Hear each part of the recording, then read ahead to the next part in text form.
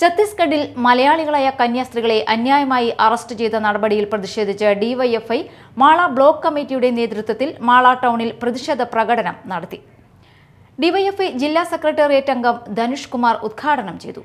ബജറംഗ് ദളിന്റെയും RSSന്റെയും നേതൃത്വത്തിൽ അവരെ തടഞ്ഞുവെച്ച് അവിടുത്തെ പോലീസിന്റെയും സർക്കാരിന്റെയും അധികാരം ഉപയോഗപ്പെടുത്തി അവരെ ജയിലിലടച്ച വാർത്തയും തുടർന്ന് അവരുടെ ജാമ്യാപേക്ഷ ഉൾപ്പെടെ തള്ളി എന്നുള്ള ജനാധിപത്യ വിരുദ്ധമായ തികച്ചും ജനാധിപത്യ വിരുദ്ധമായ ഒരു വാർത്തയാണ് ഏതാനും ദിവസങ്ങളായി നമ്മൾ കേട്ടുകൊണ്ടിരിക്കുന്നത്.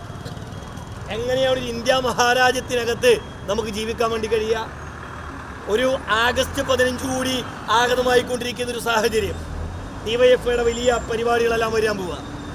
1947 ആഗസ്റ്റ് മാസം 15-ാം തീയതി ഇതുപോലൊരു ജനാധിപത്യ രാജ്യം ഇതാ പിറവി കൊള്ളുന്നു എന്ന അഭിമാന ബോധത്തോടുകൂടി ഇന്ത്യയുടെ തെരുവിലേക്ക് ഇറങ്ങി നിന്ന ഇന്ത്യ ഇതാ ജനാധിപത്യ രാജ്യമായി കാലങ്ങളോളം നീണ്ടുനിന്ന ബ്രിട്ടീഷ് സാമ്രാജ്യത്വത്തിൽ നിന്നും ഇതാ ഇന്ത്യ വിടുതൽ നേടി ഇന്ത്യ സ്വതന്ത്രമായി എന്ന അഭിമാനത്തോടെ പറഞ്ഞ ഒരു രാഷ്ട്രീയ സാഹചര്യം ഇന്ന് ഇന്ത്യ മഹാരാജ്യത്തിനുണ്ടോ എന്നുള്ളത് നമ്മളൊന്ന് പരിശോധിക്കണം. ഉണ്ടോ? ഇല്ല. ബ്ലോക്ക് പ്രസിഡന്റ് IS അക്ഷയ് അധ്യക്ഷനായി. TA രാഹുൽ, സാലിഹ്, ഫസലുദ്ദീൻ എന്നിവർ സംസാരിച്ചു.